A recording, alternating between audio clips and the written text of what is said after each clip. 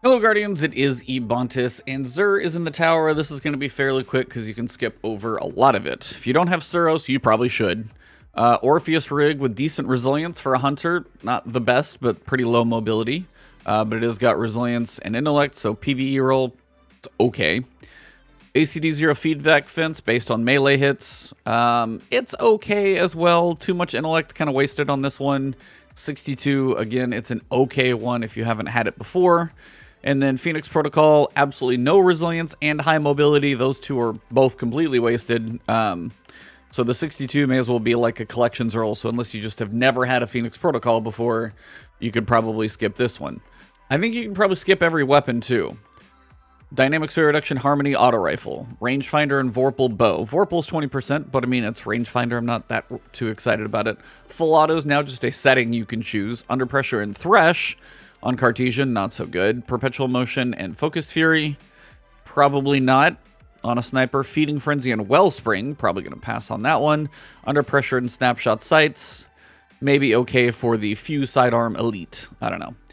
Hawkmoon with Opening Shot is probably pretty good, but you've got Chambered Compensator for stability and recoil control, decreasing handling, and also Heavy Grip for stability. So high stability, low handling here on this one.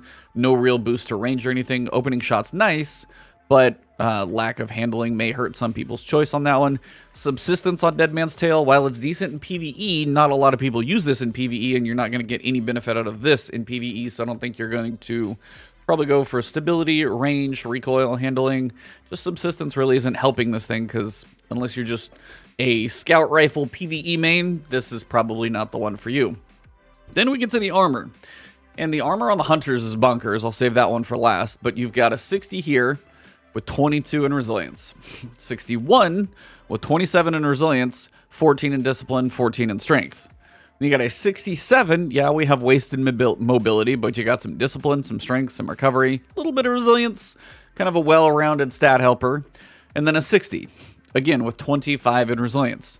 Between these three pieces alone, you have like 75 resilience. So if you're like a brand new Titan, in theory, your abilities may not be very fast and you may not be moving too quickly, but your resilience actually could theoretically get to 100 fairly easily with just these three. Actually, this whole set. Throw a couple mods on there and you'd be at 100 resilience. At least you would have that. Your abilities may be slow, but if you're a new Titan, you could at least basically guarantee yourself 100 resilience pretty much right out of the gate. So that's the Titan armor. Warlock probably didn't do quite as well. You got a 61 with high resilience and some recovery. Not a bad piece for some of you looking for higher resilience. 64, kind of some wasted mobility if you're trying to build a PvE setup. Not so much necessary for mobility. A 61, like just dead even spread. And then a 68 with really high strength, some recovery, little less, and some wasted mobility again. So while it is a 68 with a massive strength roll, maybe you want to pick it up just for that alone. The mobility is probably a little bit wasted. Could be pretty much anywhere else and be more beneficial than where it is. But a couple okay rolls for the Warlock.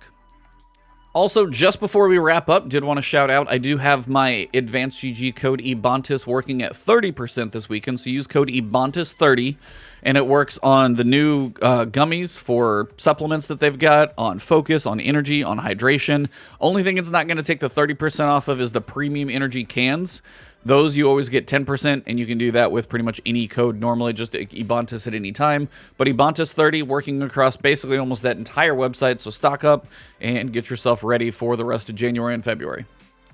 All right, for the hunters, you got a couple interesting ones. You got a 62, but very spiky in mobility, discipline, and strength. Pretty much nothing else wasted there.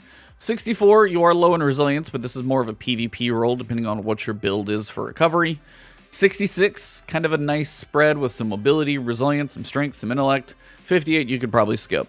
But at least they're exciting to look at because they're spiky. So these may help you in certain stat builds depending on what you're going for.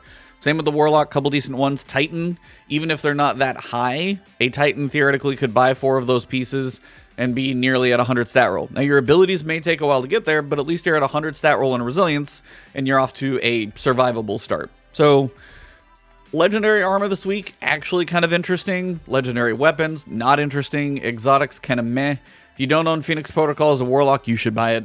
If you don't own Orpheus Rig as a Hunter, you should buy it. This one is fine. you know, it's okay, but not really a must-have. Suros, you probably should just own it if you don't. But other than that, nothing too exciting this week. Trials is back on since Iron Banner is not. And other than that, if you guys have anything that I should have shouted out, throw that in the comments. If you enjoyed it, drop a like. Find me on Twitch or Twitter at Ebontis, but right here on YouTube, hit that subscribe button, hit the alert bell. I will see you in the next one.